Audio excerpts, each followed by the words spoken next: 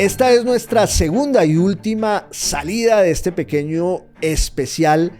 para la conmemoración de los 30 años del infame asesinato de Álvaro Gómez Hurtado. Vamos a hablar un poco de su vida, de su biografía, de sus luces, de sus sombras y de su tiempo. Síganos aquí.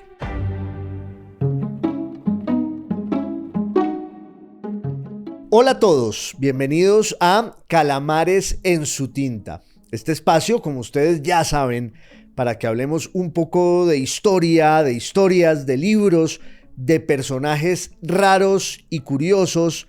en fin. Esta es nuestra segunda y última salida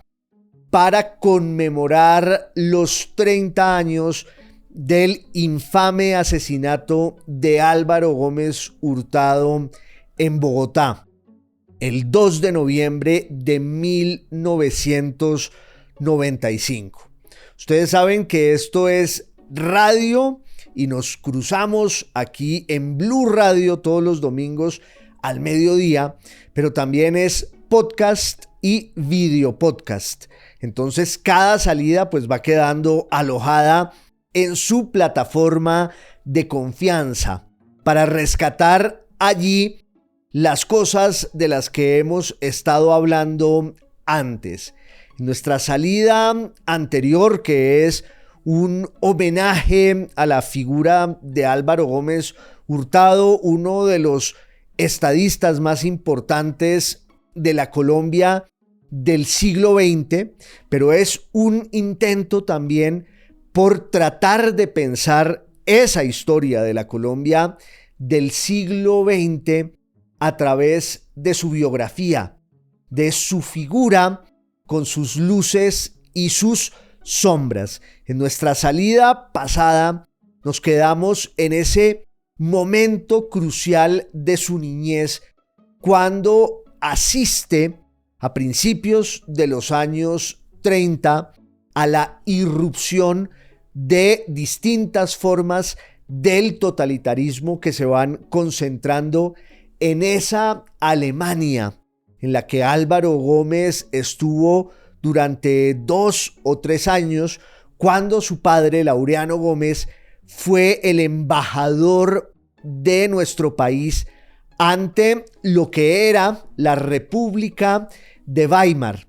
La gran paradoja es que esa embajada de Laureano Gómez ocurre en las primeras de cambio de lo que muy pronto empezará a llamarse la República Liberal.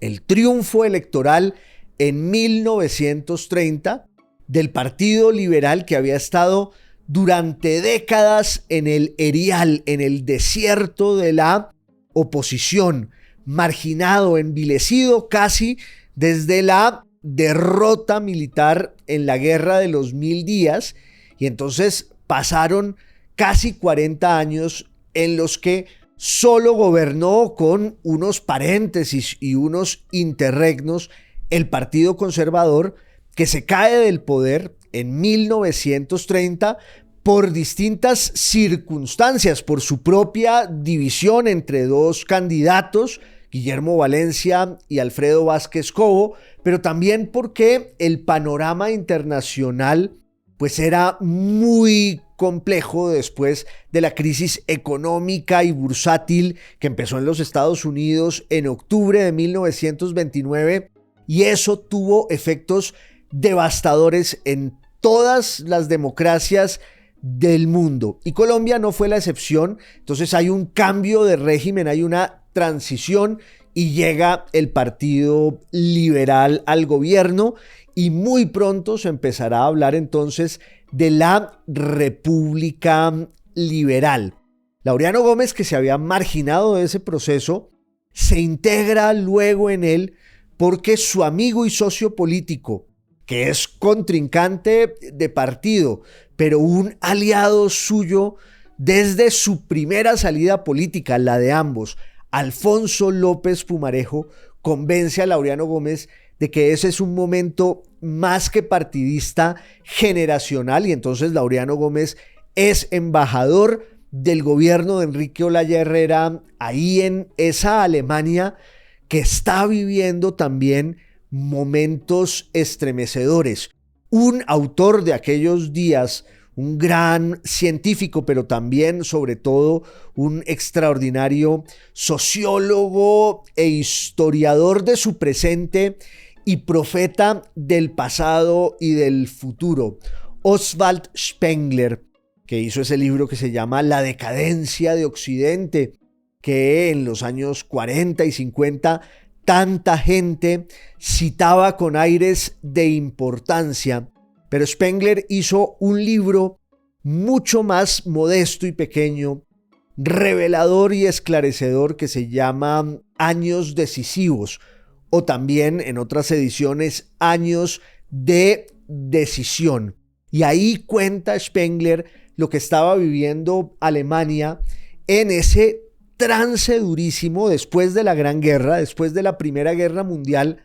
que Alemania se hunde en lo político porque se acaba el imperio alemán, que había sido fundado en 1871, el segundo imperio alemán de los Hohenzollern, se viene a pique con la derrota en la Primera Guerra Mundial. Y en términos políticos, pues hay toda clase de traumas y sobresaltos. Hay incluso un intento por imponer la revolución bolchevique en el sur de Alemania, y entonces se va imponiendo eso que un autor francés del siglo XIX, Georges Sorel, llamaba la acción directa. Hay una desconfianza profunda por el Estado de Derecho,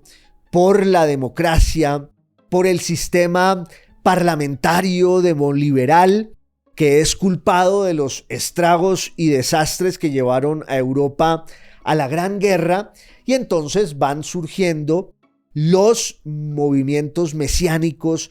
caudillistas, tanto a la izquierda, con la inspiración de la Revolución Soviética en Rusia, como a la derecha, con la inspiración del fascismo italiano, que ha llegado al poder en 1922. Muchas veces hemos hablado aquí de cómo surge en Alemania el movimiento nazi, casi como un antídoto contra la irrupción del bolchevismo, pero también como una explotación de muchos de los grandes prejuicios y las obsesiones que tenía esa sociedad alemana del Segundo Imperio, que no se acomoda del todo al molde republicano y constitucional de ese experimento fallido que se llama la República de Weimar. Y la República de Weimar está haciendo agua porque había logrado levantar cabeza después de una crisis económica terrible entre 1925 y 26, y Alemania había recuperado algo de su estabilidad económica e industrial en el año 26, en el año 27, en el año 28, entre otras cosas, con la ayuda de los Estados Unidos. Pero cuando se quiebra la economía americana en 1929, o la economía de los Estados Unidos, un amable oyente siempre me insiste en que no diga americanos para referirme solo a los gringos, para referirme solo a los Estados Unidos, y de pronto es una precisión conveniente. Lo que pasa es que la generalización a veces es la que más sirve para que nos entendamos. Lo cierto es que la economía de los Estados Unidos se quiebra en 1929. Hay un cambio de régimen en Colombia a causa de los efectos de esa crisis devastadora y global, pero también Alemania empieza a hacer agua, la República de Weimar, y los gobiernos se suceden y todos terminan dándose contra una muralla que no los deja llevar a cabo sus políticas, hasta que finalmente esa república claudicante se pone en manos del Partido Nacional Socialista, el partido nazi. Eso fue en enero de 1933. Y Álvaro Gómez está en Alemania en la víspera de esa irrupción tan violenta y de ese triunfo electoral y político luego del nazismo. y ve con gran recelo ese fenómeno como lo había hecho su padre. Laureano Gómez fue un crítico muy agudo de lo que estaba pasando en la Europa de los años 20 y de los años 30. Él ha viajado a ver de primera mano y a vivir allí para ser testigo de todo lo que está ocurriendo y deja un testimonio demoledor y crítico contra Stalin y la Unión Soviética, contra Mussolini y la Italia fascista y contra Hitler y la Alemania nazi. Paradójicamente hace una reivindicación de Gandhi en un libro que se llama El Cuadrilátero. Pero esto es también para matizar un poco esa caricatura de que Laureano Gómez, que por supuesto era un nacionalista, conservador y luego será el líder de las derechas en la Colombia de los años 30 y de los años 40, pero antes de eso él tuvo una experiencia en la que su vida en Europa lo alecciona con respecto a los peligros del totalitarismo tanto de la izquierda bolchevique como de la derecha fascista. Insisto, dejó un libro espectral y agudísimo criticando eso que estaba pasando allí, y su hijo Álvaro, como en tantas otras cosas, pues va a heredar esa percepción de Laureano Gómez y con ella regresa a Colombia cuando Laureano le da un portazo a Olaya, que es el presidente que lo tiene de embajador allí en Berlín, y Laureano empieza a recibir una cantidad de cartas de sus copartidarios conservadores en Colombia que se quejan de varias cosas. Primero, se quejan, obvio, de haber perdido el poder. Ese fue el rasgo, ese fue el signo definitorio de los conservadores durante la República Liberal, la nostalgia del poder perdido. Pero eso engendró un problema mayor que empieza ya a decantarse en lo que luego será una guerra civil no declarada, la violencia con letras mayúsculas, y es que los conservadores no se resignan y no aceptan la pérdida del gobierno y del poder. Pero también los liberales, muchos liberales, obvio, a pesar de los intentos de apaciguamiento y de pacificación del propio presidente de la República, hablo de Olaya Herrera, en el campo y en las ciudades, en lo que ahora se llama los territorios, en esa enorme periferia que siempre ha sido la nación colombiana, una nación en la que muchas veces, pues, el territorio termina desbordando al Estado y al gobierno y no hay control de nada. Ahí en el territorio, muchos liberales pues llegan con ánimo retaliatorio, porque después de 40 años por fin tienen el poder en las manos, y entonces eso se va saliendo de cauce porque empiezan a darse unos brotes de violencia política de lado y lado. Conservadores que se ensañan con los liberales y liberales que se ensañan con los conservadores. También había un trasfondo ahí muy crítico que enrarecía todo, y es el trasfondo de la burocracia en un país en el que había tan poca industria y tan poca iniciativa privada. Pues mucha gente realmente dependía del Estado y del gobierno, de suerte que el botín de la burocracia era determinante para la supervivencia de muchas familias, y con el cambio de piel, con el cambio de gobierno y de régimen en 1930, pues los que han sido desalojados del mando empiezan a resentir lo que significa estar ahora, como ya dije, en el desierto, en el erial de la oposición. Y realmente eso se proyecta a lo largo de toda la década de los años 30. Fue una década muy dura en la que además Laureano Gómez, ya posesionado como jefe del conservatismo colombiano, lanza la consigna de la abstención.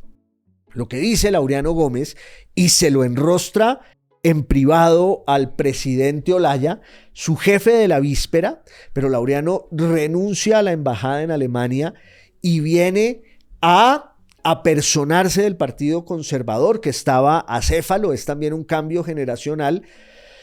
Y entonces Gómez va donde Olaya y le dice: nos están matando y el gobierno tiene la responsabilidad de velar por la supervivencia de todos los ciudadanos, no solo los liberales. Y entonces el ambiente se va enrareciendo y al final Laureano Gómez dice: vamos a abstenernos,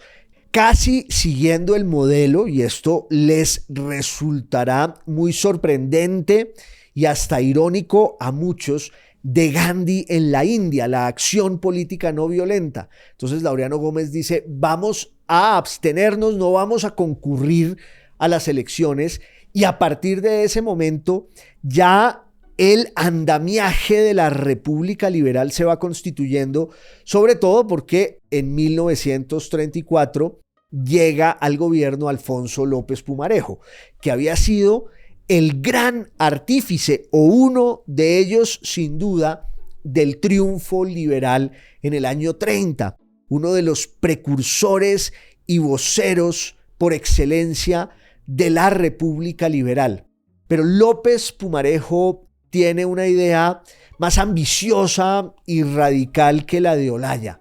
Para López Pumarejo, la misión en ese momento del liberalismo ya no es reivindicar el federalismo, la cuestión territorial, ni reivindicar la frontera entre la órbita del Estado y de la Iglesia, no. El liberalismo, como lo habían dicho muchos antes también, el propio Uribe, el propio Gaitán y otras figuras de ese partido, pero ahora López Pumarejo en el gobierno dice: el destino del liberalismo es apersonarse de la cuestión social y representar a todos esos que se han quedado por fuera de una idea del progreso elitista y restrictiva. Y entonces hay que hacer una revolución desde el poder, también para evitar que llegue aquí la revolución violenta y la revolución bolchevique.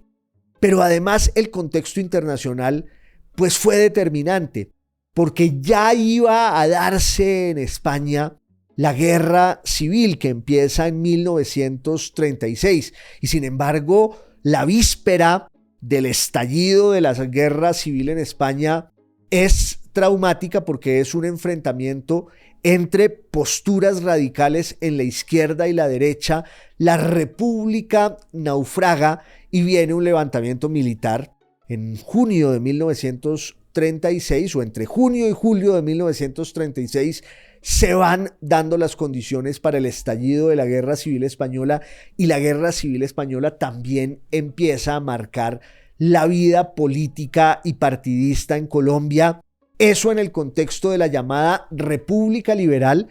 a la que los conservadores querían emparentar con la República Española, casi para propiciar aquí una réplica de lo que estaba pasando en España y que va a desembocar en la atroz guerra civil que va a durar del año 36 al año 39, casi como ensayo general y laboratorio ideológico e internacional también de lo que será luego la irrupción en septiembre de 1939 de la Segunda Guerra Mundial.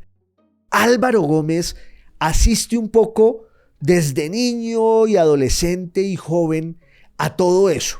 Ya dije aquí que lo marca la revolución bolchevique y sentir que su destino en la vida es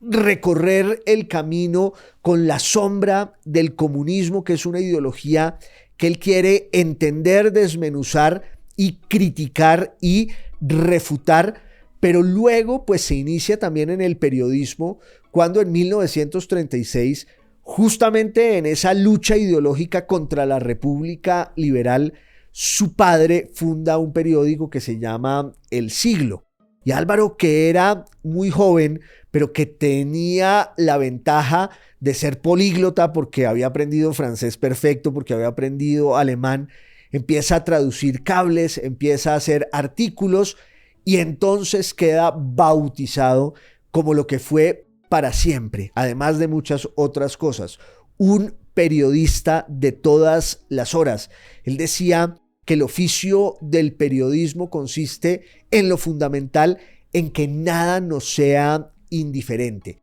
Era un periodismo obvio, militante, partidista, sesgado por la reivindicación de cada uno de los bandos en esa guerra civil no declarada que se fue saliendo de madre, se volvió cada vez más virulento, cada vez más violento el diálogo entre los partidos hasta que se rompe, porque también pasaba que los caudillos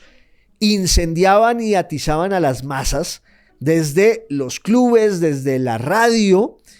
y un pueblo de borrachos armado hasta los dientes pues iba a matarse al campo por cuenta de la bandera roja o la bandera azul. Y ahí hubo una responsabilidad clarísima de quienes estaban en la cumbre, de quienes se encargaban de conducir a un país que iba camino del abismo. Álvaro Gómez fue un soldado de la causa de su padre. Y entonces pues quedó luego con el estigma, como lo vimos ya aquí en nuestra primera salida, de la violencia partidista, de la violencia liberal conservadora, de ese sectarismo que nos llevó al desfiladero y que va a desembocar pues en el 9 de abril, en toda esa crisis del gobierno de Ospina Pérez y luego en el propio gobierno de Laureano Gómez, en el que Álvaro pues ya es un político experimentado y un periodista avesado, y además es una especie de poder detrás del trono, porque además Laureano Gómez va a ser elegido en unas circunstancias pues muy particulares. Bajo el estado de sitio se han cerrado las instituciones en tiempos de Ospina Pérez, hubo una balacera en el Congreso y con el estado de sitio Ospina clausura las instituciones. Muchos autores hablan de la dictadura civil del Partido Conservador y Laureano Gómez llega a la presidencia sin contrincante, porque el que iba a ser el candidato del Partido Liberal se retira, Darío Echandía. Entonces llega a la presidencia solo con una votación enorme, se posesiona no ante el Congreso sino ante la Corte Suprema de Justicia. Los periódicos liberales ni siquiera refieren el hecho de la posesión de Laureano Gómez en ninguna de sus páginas, no hablan casi del presidente, es un tema tabú. Y viene el gobierno de Laureano Gómez, pero al año hay pues un hecho, y es que él se enferma, entra el designado que era Roberto Urdaneta Arbeláez, y luego se irán dando las condiciones para que se dé el golpe de Estado de 1953, del 13 de junio de 1953, a manos del general Gustavo Rojas Pinilla. Y entonces la familia Gómez se va al exilio y Álvaro empieza a vivir ahí un proceso de destilación ideológica, política, que es el proceso, entre otras, pues también de la madurez y de un momento de la vida en el que pues él tiene 39 años y tiene que pasar por ese rito de paso dolorosísimo del extrañamiento, el destierro y el exilio. La familia se va primero a los Estados Unidos, a Nueva York, luego, a finales de 1954, se van a España. El periódico El Siglo primero fue clausurado y luego circula bajo la vigilancia de la censura, pero además pues las cuentas bancarias están congeladas, la situación económica es muy precaria, buscan de qué vivir, en qué ocuparse. Álvaro Gómez va a Barcelona y ahí se inscribe en una academia de pintura, la Academia de San Jorge, escribe un ensayo brillante que es un poco el reflejo y el resultado de este cruce de caminos del que estoy hablando, el de su madurez, también el de la revisión crítica y yo diría que autocrítica de lo que ha llevado a Colombia al abismo de la guerra civil no declarada, de la violencia, bajo el signo ahora de la dictadura militar y en el exilio, tanto Laureano Gómez como Álvaro pasan revista a eso que ha sido su pasado reciente de las últimas 2 décadas. Allá irán a buscarlos los liberales que también se van al exilio al final y que también pues van a ser marginados del proceso político de la dictadura para pensar en una especie de armisticio, un proceso de paz que es lo que al principio se llamará el Frente Civil y luego el Frente Nacional, que es un acuerdo entre las élites, sí, de los 2 partidos. Hay muchos críticos del Frente Nacional que señalan un hecho, y es que el Frente Nacional pues buscaba conjurar un mal, un problema, que era la violencia bipartidista, y en esa medida lo logró, cumplió ese propósito, pero engendró males peores que, cierto, pues eran también imprevisibles. Álvaro Gómez fue el amanuense de esos acuerdos del Frente Nacional y fue un protagonista en el diálogo entre Alberto Lleras, como enviado de Alfonso López Pumarejo, y Laureano Gómez, que ahí en el exilio en Alicante, en España, pues terminan haciendo 2 pactos que van a zanjar la guerra civil no declarada entre los liberales y los conservadores. Aunque para mí lo más importante sigue siendo lo que iba a mencionar ahora, el libro que Álvaro Gómez escribe allí en sus horas solitarias y de reflexión y de lectura por la tarde. Se sienta y empieza a pensar en el destino histórico de Hispanoamérica. Y pues hace un ensayo que tiene varias virtudes: la erudición, el rigor, la riqueza de las fuentes y también la altura con que está escrito. Diría yo que la belleza de un estilo depurado, de la altisonancia propia de la lengua castellana que arrastra en su prosa, pues esa obsesión tribunicia, y en este caso Álvaro Gómez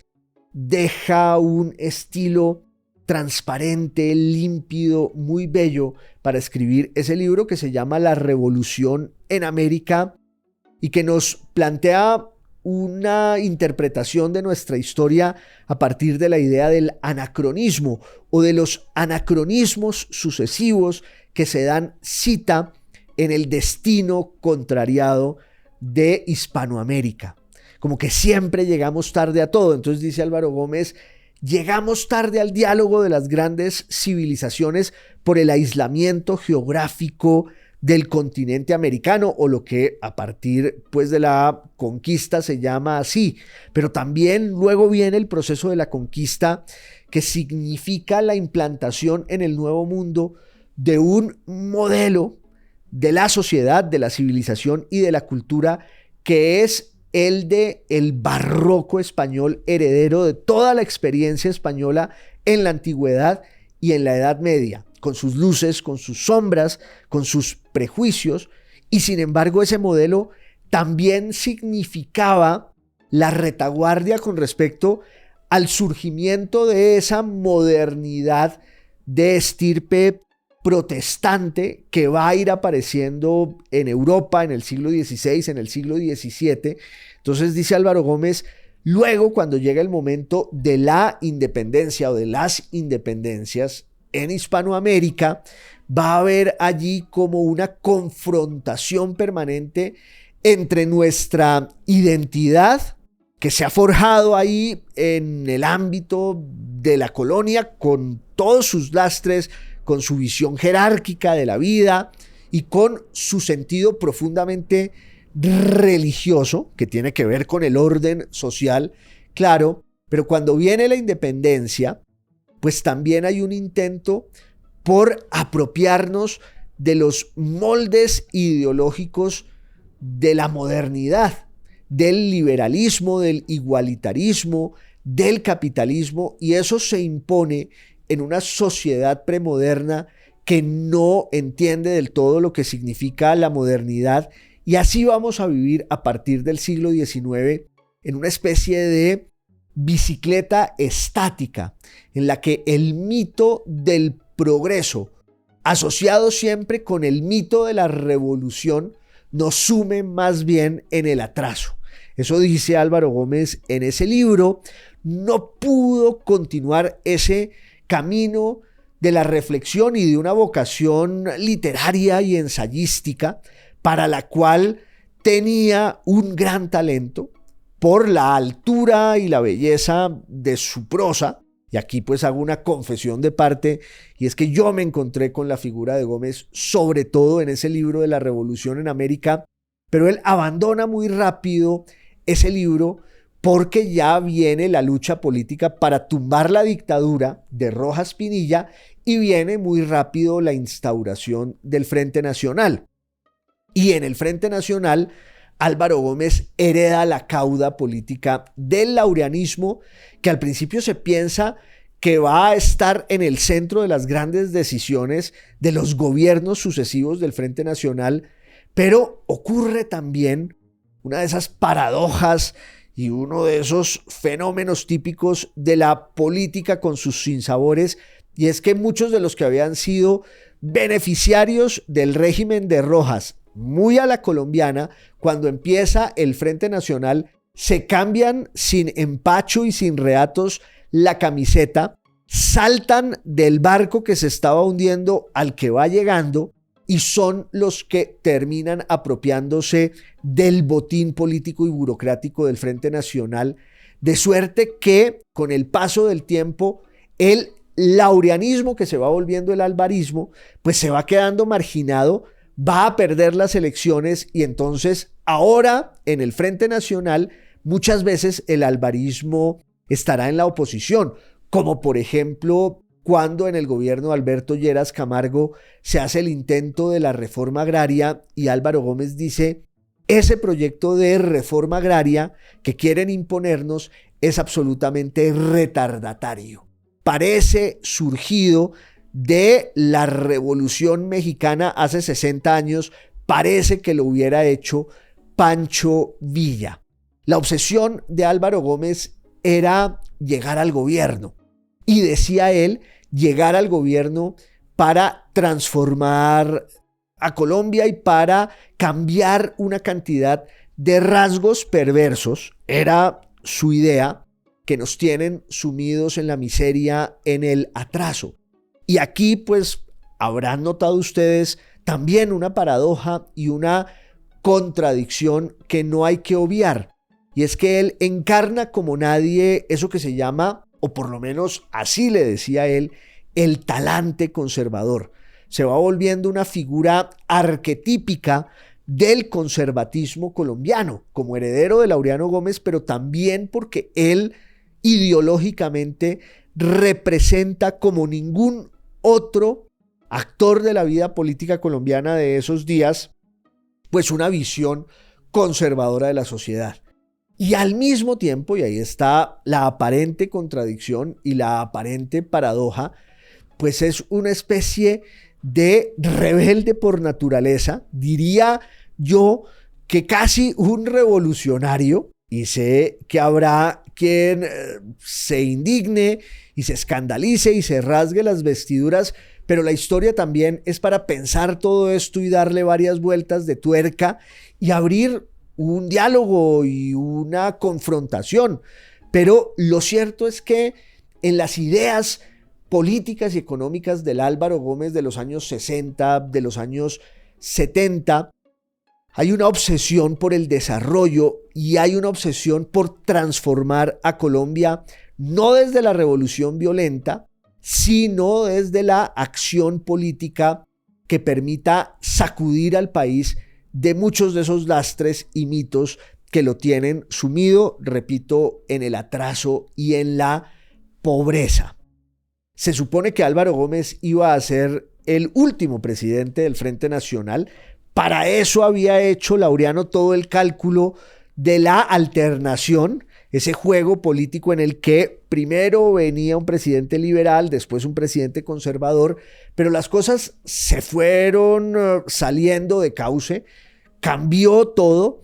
y el último presidente del Frente Nacional fue un conservador, pero no Álvaro Gómez, Misael Pastrana, y al final de ese gobierno, en las elecciones de 1974, Álvaro Gómez se va a lanzar a la presidencia y es derrotado de manera contundente por Alfonso López Miquelsen. Ahí también hay un juego de vidas paralelas, porque Laureano Gómez y Alfonso López Pumarejo habían sido aliados políticos, habían sido amigos, interlocutores, contertulios, luego se enfrentaron, luego pues esa amistad se rompió, va a repararse solo al final de la vida de López, y de alguna manera esa era una relación heredada en la que había mutuo respeto, pues porque eran dos figuras que desde el punto de vista también intelectual tenían mucho que decir, y además cada uno representaba un poco esa misma paradoja en su partido. Ambos eran la encarnación de una tradición, de toda la historia y del talante de ese partido, pero ambos eran muchas veces disidentes frente a la ortodoxia de lo que decidían los dueños del poder. López ganó en el 74 y cogobernó con Gómez, que tuvo casi la mitad del Estado para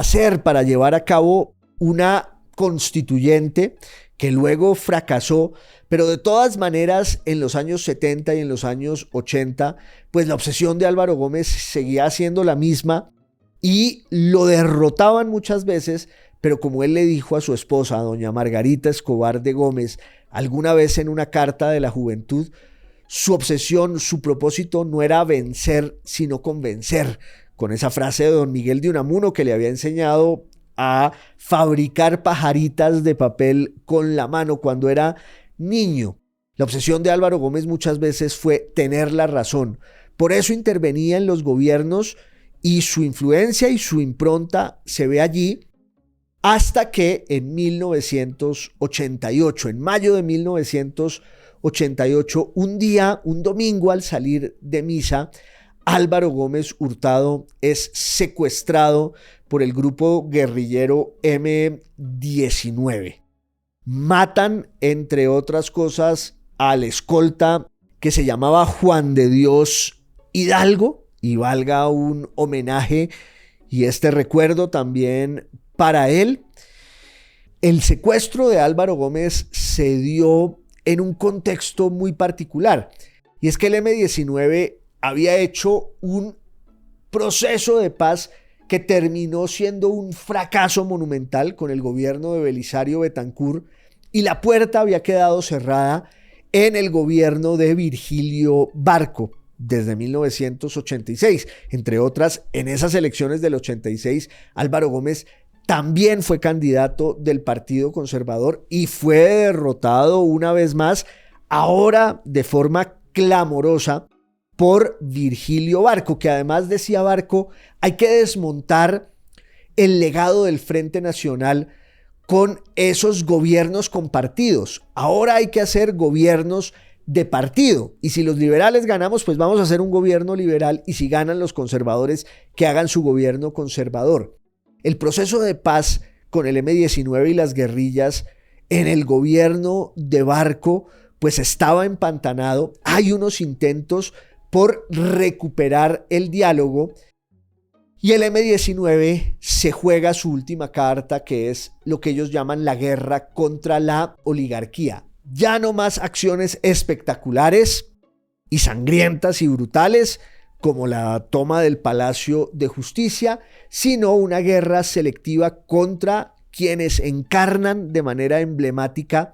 a la oligarquía en Colombia y a los dueños del poder. Y la primera víctima es Álvaro Gómez, que estuvo secuestrado 2 meses aquí a las afueras de Bogotá, en unas circunstancias también no menos paradójicas, porque termina en un diálogo inesperado con sus captores, con los guerrilleros, empieza a darles clase de historia colombiana, empieza a darles clase en un momento dado de teoría marxista, que era algo que a él le apasionaba, para entender esas ideas y poder refutarlas, porque además en ese momento estaba ocurriendo en Moscú la 19ª conferencia del Partido Comunista. Y ahí se impuso la idea de la perestroika y la idea de la glasnost de Gorbachov. Y entonces Gómez Hurtado sigue las noticias en El Cautiverio y dice: si se imponen la perestroika y la glasnost, la apertura económica y la apertura política,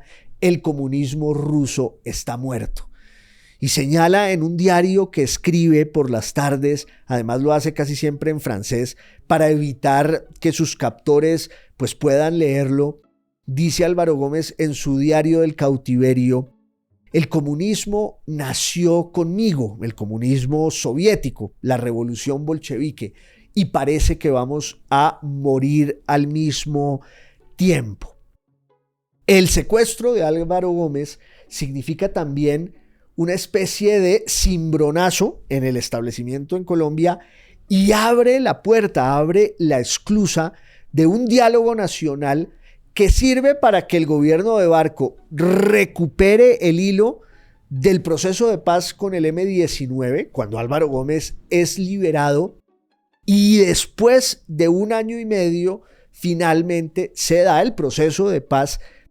que propicia el reintegro del M-19 a la vida civil, bajo el signo también de la amnistía y del indulto, en un momento en el que ese tipo de decisiones pues se podían tomar con más holgura, porque los instrumentos del derecho internacional no estaban del todo definidos. Y entonces se hizo un proceso de paz con el M-19 en un contexto además en el que el Estado colombiano y la sociedad estaban sitiados por el narcoterrorismo y por las bombas de Pablo Escobar. Mataron a 3 candidatos presidenciales. Esto era realmente una especie de nube de sangre y de fuego. Y en ese contexto tan difícil, Barco saca los arrestos para hacer el proceso de paz con el M-19. Vienen las elecciones del 90. César Gaviria, que era el candidato del liberalismo, como heredero, entre otras cosas, de las banderas de Luis Carlos Galán, que le había entregado su hijo Juan Manuel en el cementerio cuando mataron a Galán. Viene el gobierno de Gaviria y ya en tiempos de Barco se había tomado una decisión. Barco quiso hacer una gran reforma política que fue un fracaso en el Congreso porque muchos de los congresistas estaban cooptados por el narcotráfico. Entonces él se corta el brazo de la reforma política en el Congreso y toma la decisión de que muchas de las medidas que se han tomado dentro de los estados de excepción, que son una decisión constitucional y jurídica para los gobiernos para hacerles frente a situaciones inesperadas, y entonces Colombia vivió bajo el signo del estado de sitio durante décadas, muchas veces, porque aquí, claro, lo excepcional se volvía la norma, y en los decretos de la conmoción interior y el estado de sitio, Barco encuentra un argumento para abrir la puerta, en el contexto del diálogo con el M-19 al final, para una asamblea constitucional, como se llamó al principio, que luego será una asamblea constituyente, y eso tenía claro una discusión en una instancia judicial que era en la Corte Suprema de Justicia, pero el gobierno de Barco creó todas las condiciones en el orden político para que al final la reforma de la Constitución fuera posible y fuera probable. Oscar Wilde decía: el hombre puede creer en cosas imposibles, pero no en cosas improbables. La Constitución de Colombia, desde el plebiscito de 1957, era casi irreformable. Los juristas decían que se había botado al fondo del mar la llave de la reforma constitucional. Entonces, el gobierno de Barco lo que hizo fue ponerse por encima del orden constitucional, del orden jurídico vigente, pero ante la certeza de que ahí sí que había una especie de clausura de todas las posibilidades de transformar la Constitución, que eso tampoco es bueno. Las constituciones no deben ser estructuras pétreas e inmodificables. Tampoco hay que manosearlas ni hay que reformarlas por cuenta de los caprichos y los vaivenes de los caudillos, porque eso pues distorsiona también su espíritu y su utilidad. En el caso de la constituyente en Colombia, lo que hubo fue la conciencia clara de que se necesitaba un nuevo consenso y de que se necesitaba también una especie de nuevo orden jurídico que reflejara el momento que estaba viviendo el país, para abrir también el régimen y que otras expresiones de la nación pues tuvieran presencia en un nuevo relato constitucional. De eso se trataba. Los expertos hablan de ese tipo de fenómenos como un momento constituyente, pero un momento constituyente que nació, repito, del consenso y de la aceptación de todas las fuerzas políticas de que había llegado el momento de abrir el sistema, un sistema cerrado y bipartidista, heredado del Frente Nacional, que también había heredado pues todo lo que significaba la Constitución del 86, que no es que fuera mala. Lo que pasa es que también se reflejaba ahí una idea de la nación incompleta. Y lo que se logró en la Constituyente del 91, pues fue un nuevo relato en la Constitución de una nación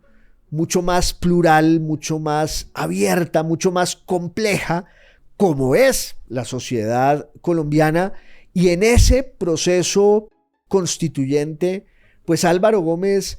fue una figura protagónica, fue uno de los artífices de esa que podemos considerar la gran transformación política en la Colombia del siglo XX.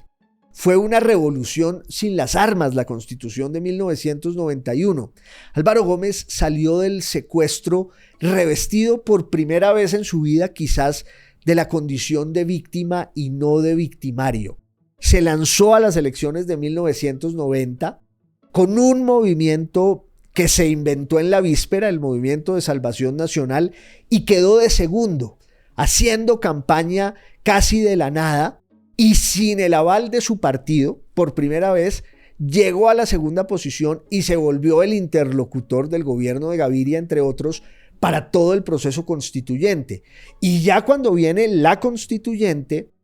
en la que Álvaro Gómez con su movimiento sacó pues muchos escaños y tuvo una representación muy grande, fue una de las votaciones más altas, junto con el M-19, el movimiento que había secuestrado a Gómez, ahora ya integrado a la vida política y a la vida civil y democrática. Y entonces Gómez llega a la conclusión de que tiene que pactar con el M-19 para ganar el control de la constituyente. Y ese pacto fue determinante para que la constituyente saliera como salió y para que fuera ese diálogo inédito que produjo un consenso, como ha habido muy pocos en nuestra historia, que se refleja en el texto de nuestra Constitución, que es una Constitución imperfecta, por supuesto. Ese es el rasgo, entre otras, esencial de las constituciones, su imperfección. Por suerte, lo son. Hay que modificarlas a veces, hay que perfeccionarlas cuando toque, pero fue lo que él mismo llamaba, inspirado en Harold Lasky, un autor inglés y socialista judío, que además se había inspirado en Benjamin Disraeli para esa idea, un acuerdo sobre lo fundamental. Yo quería hacerle este homenaje a Álvaro Gómez por eso, por su influencia, por su impronta en la vida colombiana, en la política del siglo XX, y también porque su biografía, con todas las contradicciones, tensiones con las luces y las sombras, nos sirve para entender un poco mejor lo que fuimos, nuestro pasado, y para repensar muchas veces esos lugares comunes de la historia oficial que todos pues vamos repitiendo y que de alguna manera podemos desmontar cuando nos acercamos a todos sus protagonistas con la idea de que allí haya eso, un diálogo y de pronto una confrontación que debe ser la de las ideas. Gracias por su compañía y hasta la próxima salida aquí en Calamares en su tinta, que es podcast, video podcast y radio. Un abrazo a todos.